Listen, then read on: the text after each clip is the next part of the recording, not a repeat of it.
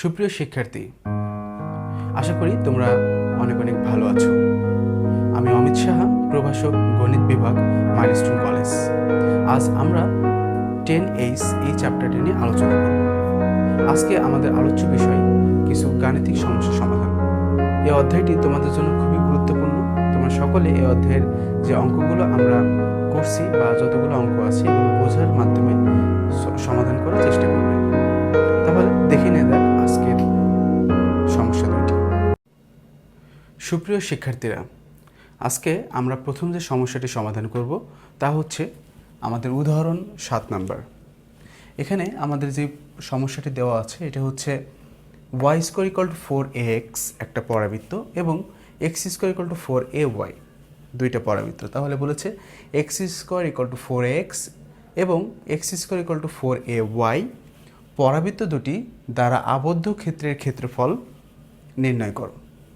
তাহলে আমাদের কি আছে? আসলে আমাদের দুইটা পরাবৃত্তের সমীকরণ দেওয়া আছে এবং আমরা খুব ভালোভাবে বুঝতে পারছি y square equal two 4ax, তার মানে এই পরাবৃত্তটা অবশ্যই x অক্ষের উপরে থাকবে এবং x square equal two 4ay এই পরাবৃত্তটা অবশ্যই y অক্ষের উপরে থাকবে।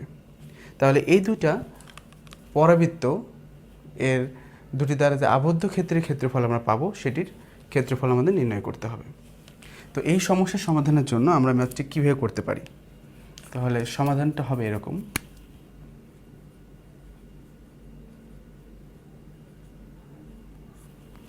আমাদের যেই দুইটি পরাবৃত্তের সমীকরণ দেওয়া আছে তাহলে আমরা লিখি যে আমাদের প্রদত্ত পরাবৃত্তদ্বয়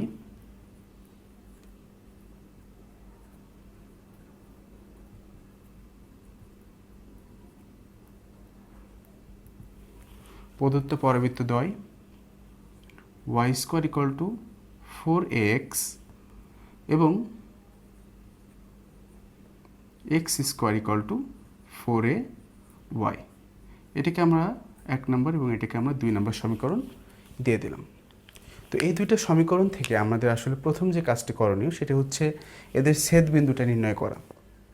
আমরা যদি এটা গ্রাফিক্যাল বা চিত্র এঁকে আমরা যদি এটাকে একটু বোঝার চেষ্টা করি তাহলে ব্যাপারটা এমন দেখা যেতে পারে, আমাদের এটা x Axis, so x prime, এটা y অ্যাক্সিস, y প্রাইম।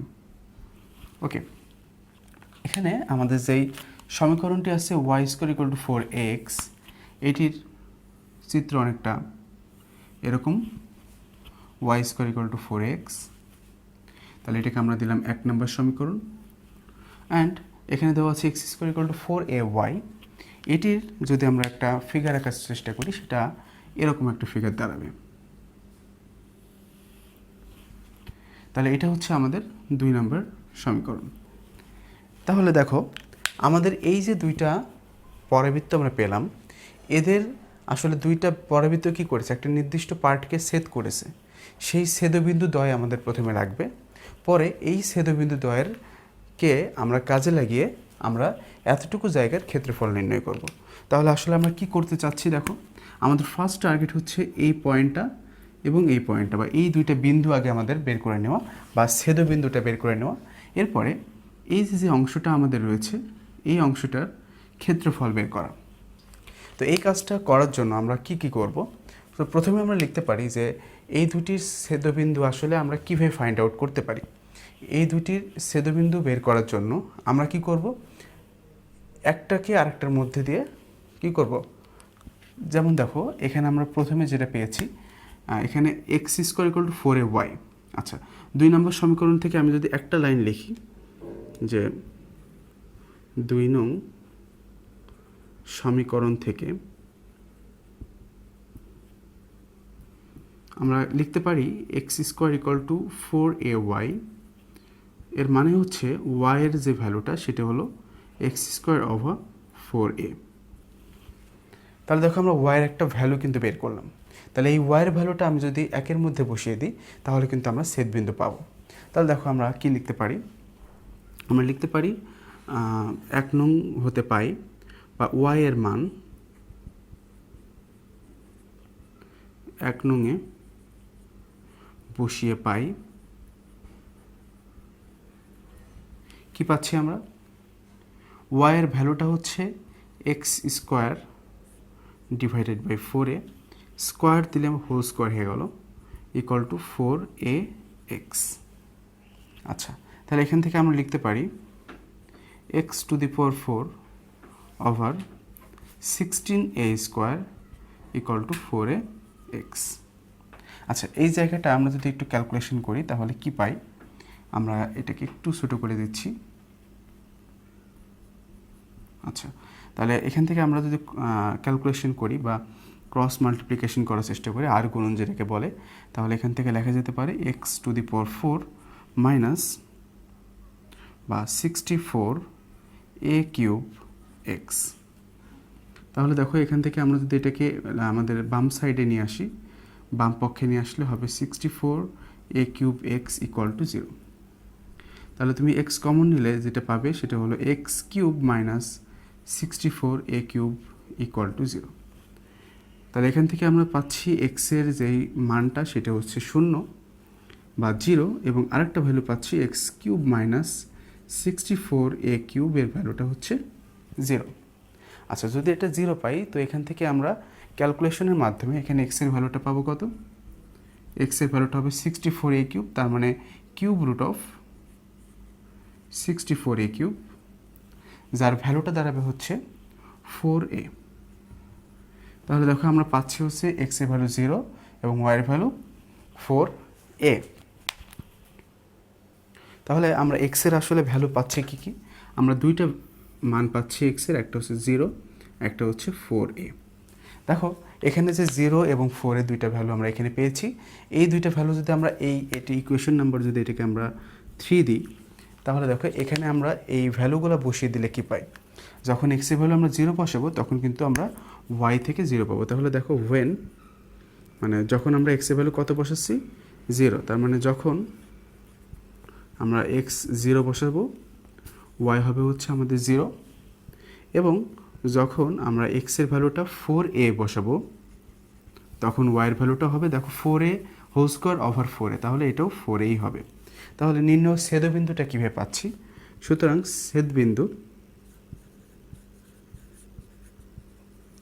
ছেদবিন্দু দ্বয়, একটা হচ্ছে 0 0 পয়েন্ট আর একটা হচ্ছে কত 4 4 পয়েন্ট।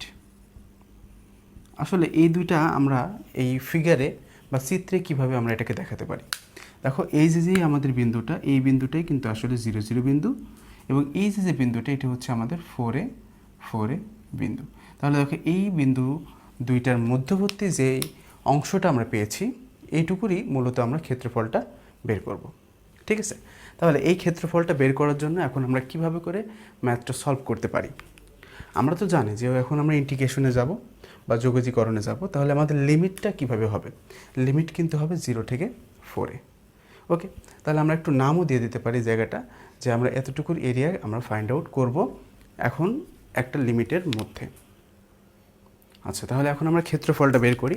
দেখো আমরা লিখি যে এই যে দুইটা পরাবৃত্ত, এটা দ্বারা যে আবদ্ধ ক্ষেত্রফল, তার মানে পরাবৃত্ত দ্বয় দ্বারা আবদ্ধ ক্ষেত্রের ক্ষেত্রফল, পরাবৃত্ত দ্বয় দ্বারা আবদ্ধ ক্ষেত্রের ক্ষেত্রফলটা আসলে কি হচ্ছে, দেখো আমাদের ইন্টিগ্রেশন অফ, আমরা যদি এতটুকুকে y1 মনে করি, এতটুকুকে y2 মনে করি, এই দুইটাকে আমরা কি করছি সাবস্ট্রাকশন বা বিয়োগের মাধ্যমে আমরা এটাকে ইন্টিগ্রেশন বা যোগজীকরণ করব। যেটা দেখো আমরা কিন্তু একটু আগে ছেদবিন্দুটা বের করেছি, সেটা হচ্ছে 0 0 এবং 4 তার মানে এটার লিমিটটা দাঁড়াবে 0 থেকে 4a পর্যন্ত, ঠিক আছে। এখন দেখো এখানে এসে তোমাদের একটা কোশ্চেন বারবারই মাথায় আসে যে y1 y2 এটা আমরা কোথা থেকে পাবো। দেখো y1 আমরা এইটা থেকে মনে করছি, আমাদের 1 নম্বর যে ইকুয়েশনটা, এই 1 নম্বর ইকুয়েশনটাকে আমরা y1 মনে করে নিচ্ছি। y1 মনে করে নেওয়ার কারণে তুমি এখান থেকে যদি y এর ভ্যালুটা বের করো, আসলে তুমি কি পাবে, এখান থেকে y এর ভ্যালুটা বের করলে তুমি পাবে কিন্তু √4ax।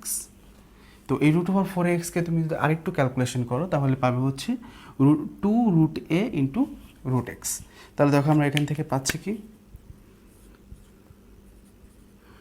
y1 যেটা সেটা হচ্ছে 2√a ইন্টু √x।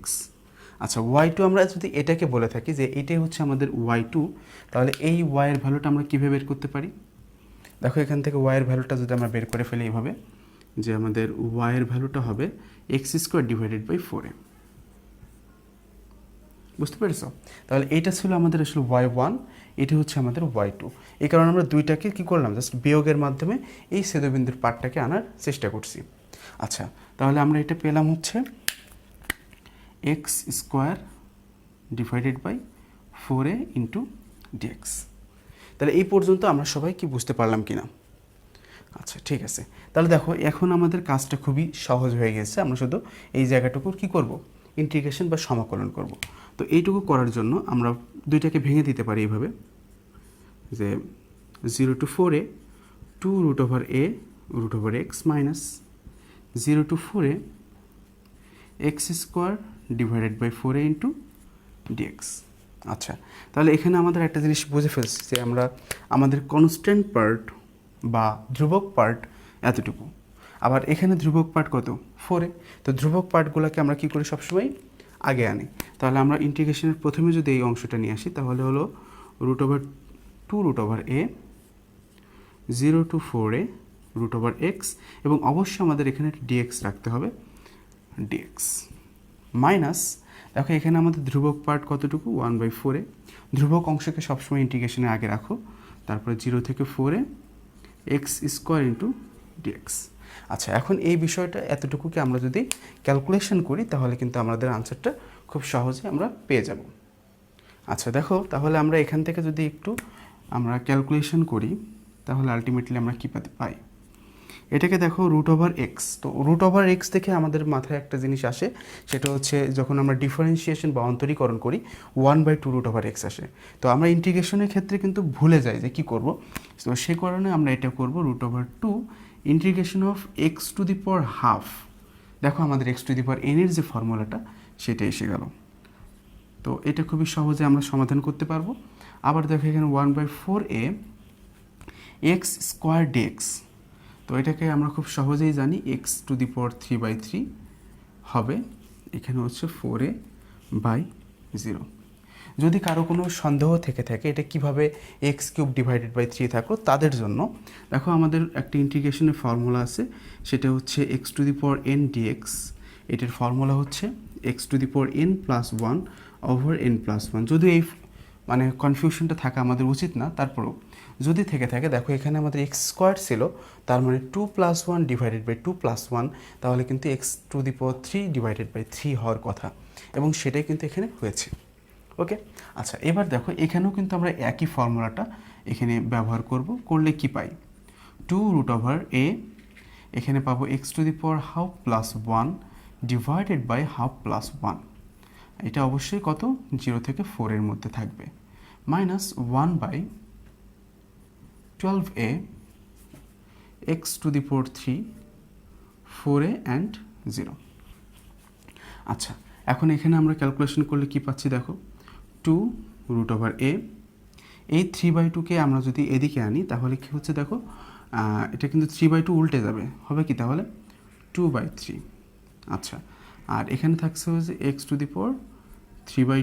এখানে হচ্ছে 4a 0 মাইনাস এটা হচ্ছে 1/12a x⁻³ 4a এবং 0।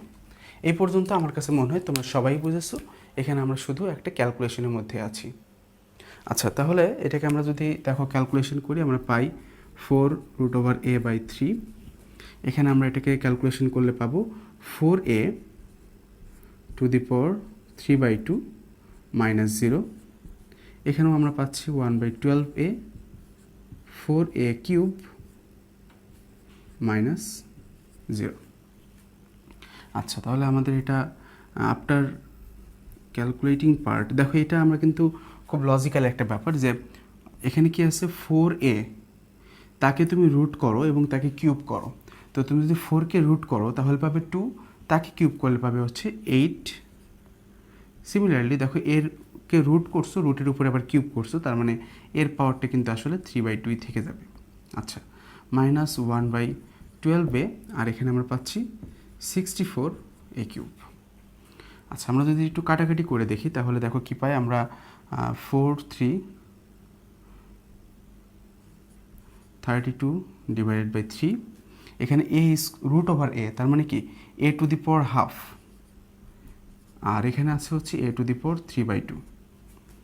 আচ্ছা, মাইনাস এখানে দেখো 64 ডিভাইডেড বাই 12, এখানে আবার a³ ইন্টু a, তার মানে এখানে থাকে হচ্ছে আলটিমেটলি a²।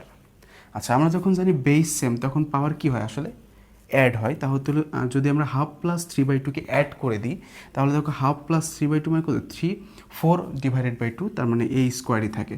তাহলে এখান থেকে আমরা লিখতে পাচ্ছি কি দেখো 32 ডিভাইডেড বাই 3 a² মাইনাস আমরা যদি এটাকে 4 দিয়ে ডিভাইড করি তাহলে পাবো হচ্ছে 16 ডিভাইডেড বাই 3 a²। তাহলে আমরা যদি এই দুটাকে যা সাবস্ট্রাকশন করি বা বিয়োগ করে ফেলি তাহলে দেখো এখানে কিন্তু আমরা পাই 16/3 a², 16/3 a²। এবং এটি হচ্ছে আমাদের এই যে অঙ্কটি ছিল বা যে সমস্যাটি ছিল সেই সমস্যাটির সমাধান। অবশ্যই আমাদের এখানে একটা ইউনিট লিখতে হবে, সেটা হলো স্কোয়ার ইউনিট, বা এটাকে আমরা বলবো কি মিটারকে স্কোয়ার করো, তো জাস্ট মিটার স্কোয়ার লেখা যেতে পারে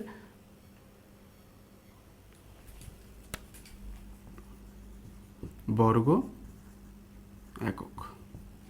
তাহলে দেখো এটা হচ্ছে আমাদের নির্ণয় আনসার বা উত্তর। আচ্ছা, তাহলে এই যে অঙ্কটি আমরা সমাধান করলাম এটির মতো আরেকটা সমস্যা আমরা এই লেকচারে সমাধান করব। আশা করি এই সমস্যাটি তোমাদের জন্য বোধগম্য হয়েছে। আচ্ছা প্রিয় শিক্ষার্থীরা, আমাদের দ্বিতীয় সমস্যাটি হচ্ছে প্রশ্ন নাম্বার 3। এখানে যেটি আছে সেটা হলো x² plus y² equal to 16। এই বৃত্তটির দ্বারা আবদ্ধ ক্ষেত্রের ক্ষেত্রফল আমাদের নির্ণয় করতে হবে। তো কিভাবে আমরা এটা করতে পারি, দেখো আমাদের সমাধানটি হবে এরকম। আমাদের প্রদত্ত যে বৃত্তটি সেটি প্রদত্ত বৃত্ত এরকম আছে যে x² plus y² equal to 16। আসলে এটাকে কি লেখা যায়, x² plus y² equal to 4²। দেখো এখানে এইটার অর্থ কি, এটা কি আসলে এইভাবে লেখা যায় কিনা, আমাদের স্ট্যান্ডার্ড ফর্ম যেটা x minus 0 whole square y minus 0 whole square equal to 4²। তোমরা খুব সহজেই বুঝতে পেরেছো এটা অবশ্যই একটা কি বৃত্তের সমীকরণ। তাহলে লেখো ইহা একটি বৃত্তের সমীকরণ যার কেন্দ্র হচ্ছে 0 0 এবং ব্যাসার্ধ, যার কেন্দ্র 0 0 এবং ব্যাসার্ধ 4। ঠিক আছে, তাহলে দেখো এইটা যদি এই হয়ে থাকে তাহলে আমাদের এর ফিগারটা কেমন আসে, আমরা একটু ফিগারের বিষয়টা দেখে আসি। তাহলে আমাদের যদি স্থানাঙ্ক বা কোঅর্ডিনেট যে সিস্টেমটা সেটা যদি এমন হয়, যেখানে আমরা বলি যে এটা হলো আমাদের মূলবিন্দু 0 x প্রাইম x y ও y প্রাইম, এবং আমাদের বৃত্তটি যদি এরকম হয়ে থাকে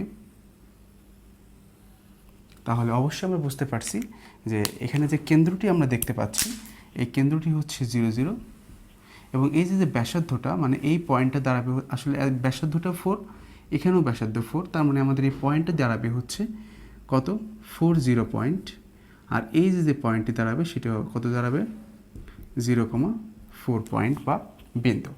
তাহলে দেখো আমরা কিন্তু বিন্দুগুলোও পেয়ে গেলাম এই কি ব্যাসার্ধ এবং কেন্দ্রের মাধ্যমে।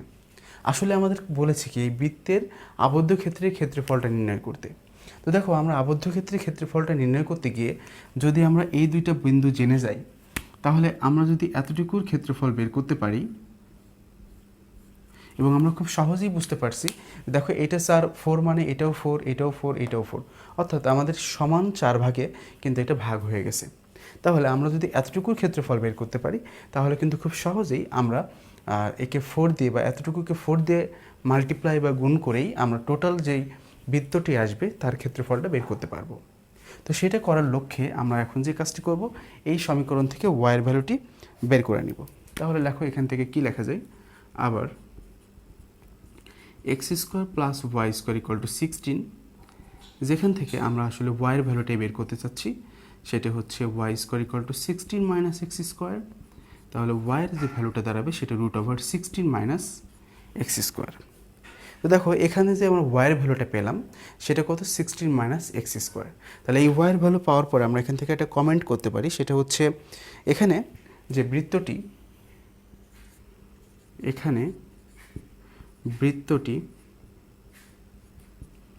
যে চতুর্ভাগ আছে না, সেই চতুর্ভাগে কী হয়েছে, 4টি সমান অংশে ভাগ হয়েছে। তার মানে বৃত্তটি 4টি চতুর্ভাগে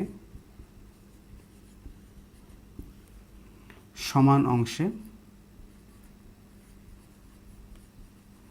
বিভক্ত হয়েছে, 4টি সমান অংশে বিভক্ত হয়েছে, তাই না? আচ্ছা, তাহলে 4টি সমান অংশে বিভক্ত হলো, তাহলে একটি যে অংশ থাকলো তার প্রথম এবং সীমাটা কি হবে? তাহলে এর যার সীমা হবে, যার প্রথম চতুর্ভাগের সীমা হবে, যার প্রথম চতুর্ভাগের সীমাটি হবে এরকম। তোমার দেখো এখানে আমাদের কত, এক্স এর ভ্যালুটা 40 হয়েছে, এখানে কিন্তু আমাদের 00। তাহলে এই সীমাটি আমরা এভাবে লিখতে পারি যে এখানে প্রথম চতুর্ভাগের সীমা, এক্স এর সীমা, এখানে চতুর্ভাগের আমরা যে সীমাটি পাচ্ছি সেটা কি, এক্স এর সীমা। তার মানে প্রথম চতুর্ভাগে এক্স এর যে সীমাটা, তার মানে সীমা না লিখে আমরা লিখি এক্স এর সীমা। প্রথম চতুর্ভাগে এক্স এর সীমা কত আসছে, এক্স এর সীমা 0 থেকে 4। ও এ বি এর ক্ষেত্রফলটা তাহলে কি হচ্ছে, 0 to 4 y ইন্টু ডিএক্স। তাহলে আমাদের ওয়াইয়ের ভ্যালুটা দেখো আমরা বের করে নিয়েছি অটোমেটিক্যালি, সেটা হচ্ছে √4 স্কোয়ার মাইনাস কত, 4 স্কোয়ার মাইনাস, ওইখানে আমরা পেয়েছিলাম 16 মাইনাস এক্স স্কোয়ার। তো আমরা 16 মাইনাস এক্স স্কোয়ারটা আগে লিখি, তাহলে হয়তো বুঝতে সুবিধা হবে। 16 মাইনাস এক্স স্কোয়ার ডিএক্স, আমরা ওয়াইয়ের ভ্যালুটা কিন্তু বের করেছিলাম, সেটাই লিখলাম এখানে। এরপরে 0 to 4, আমাদের এই ধরনের ম্যাথগুলো আমরা কিন্তু অনেকবার সমাধান করেছি, এবং এটার জন্য কি করতাম, সবসময় আমরা এটাকে a square minus x square আকারে নিতাম। তারপর এটাকে আমাদের একটা অ্যাজাম্পশনে যেতে হবে। অ্যাজাম্পশনটা আমরা এরকম করতে পারি, আমরা মনে করে নিই আমাদের এক্স এর ভ্যালুটা হচ্ছে a সাইন থিটা, তাহলে ডিএক্সটা হবে হচ্ছে a cos theta d theta. আচ্ছা, যেখানে আমরা কিছু লিমিটের কাজ করব, যেহেতু এটা এক্সকে আমরা থিটার মধ্যে কনভার্ট করছি, তাই আমাদের এক্সটা থিটার মধ্যে কনভার্ট হবে। যেখানে আমাদের দুইটা ভ্যালু আছে, লোয়ার এবং আপার লিমিট 0 এবং 4। তো দেখো এখানে যখন 0 বসাবো তখন কিন্তু সাইন থিটার ভ্যালু সাইন 0, তার মানে 0 পাবো। আবার যখন এখানে 4 বসাবো, এই জায়গাটা আমাদের একটু প্রবলেম হয়, আমি এটা নিয়ে একটু কথা বলতে চাচ্ছি। দেখো যখন আমরা 4 বসাচ্ছি এক্সের ভ্যালুটা, তখন কি হচ্ছে, 4 ইকুয়াল 4 সাইন থিটা। তার মানে কি হচ্ছে, দেখো সাইন থিটার ভ্যালুটা কিন্তু 1। তো সাইন কত ডিগ্রি ভ্যালু, 1, অবশ্যই সাইন 90 ডিগ্রি ভ্যালু। অর্থাৎ sine theta equal to sine 90, that is π/2। তাহলে থিটার ভ্যালু কত হবে, π/2। তো আমরা এখানে কিন্তু এই কারণেই, এই 4-এর কারণে আমরা এখানে লিখতে পাচ্ছি π/2। তাহলে আমাদের এখানে যেই সমাকলনটা বা যোগজীকরণের লিমিটটা, সেটা কিন্তু চেঞ্জ হয়েছে π/2 এর মাধ্যমে। তাহলে এখানে আমরা লিখতে পারি 4 square minus the value of x কত, 4 সাইন থিটা হোল স্কোয়ার, এবং ডিএক্সের ভ্যালু আমরা একটা পেয়েছি 4 কস থিটা ডি থিটা। তাহলে দেখো আমরা লিমিট চেঞ্জ করলাম এবং এক্সকে থিটার মাধ্যমে নিয়ে আসলাম। এখন আমরা এটাকে যদি ক্যালকুলেশন করি, তাহলে আমরা পাবো 16 minus 16 sine square theta 4 cos theta d theta. তাহলে এখান থেকে 16 যদি আমরা কমন নিয়ে নিতে পারি, তো 16 কমন নিলে দেখো আমরা রুটের মধ্যে থেকে 16 কমন নিলে আমরা কি পাই, তোমরা খুব সহজেই বুঝতে পারছো। এখান থেকে আমরা যদি π/2, হ্যাঁ কমন নিলে পাই হলো 4 √1 minus sine square theta into 4 cos theta into d theta. আচ্ছা, এখান থেকে যদি আমরা রাইট সাইডে চলে আসি, রাইট সাইডে আমরা একটু লেখার চেষ্টা করছি, তাহলে এখান থেকে কি লেখা যেতে পারে,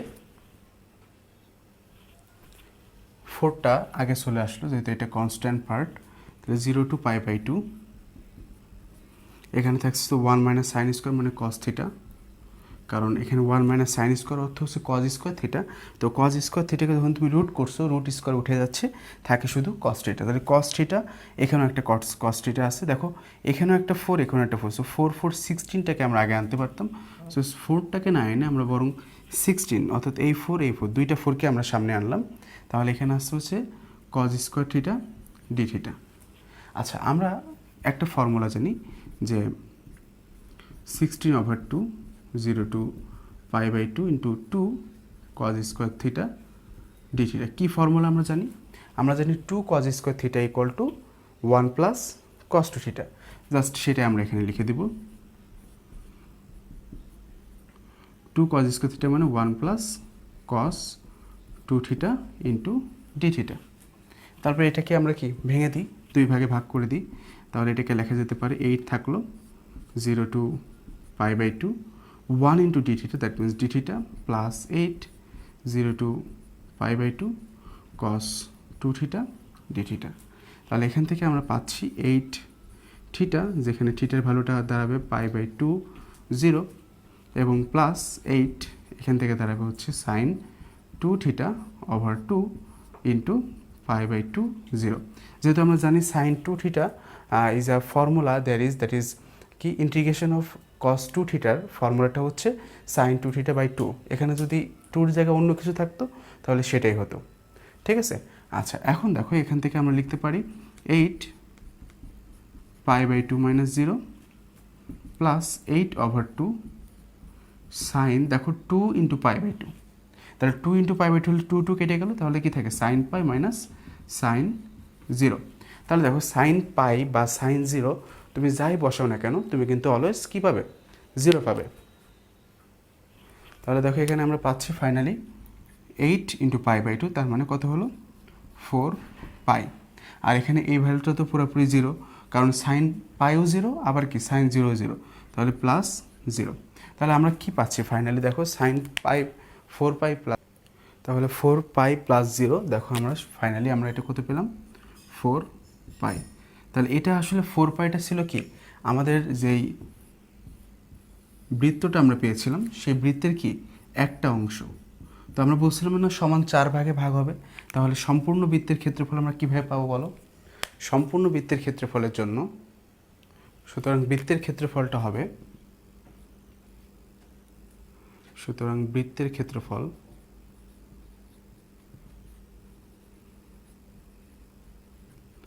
ফোর ইন্টু এখানে আমাদের যে একটা অংশ আছে সেটা হচ্ছে 4 পাই, দ্যাট মিনস আমরা পাচ্ছি হচ্ছে 16 পাই।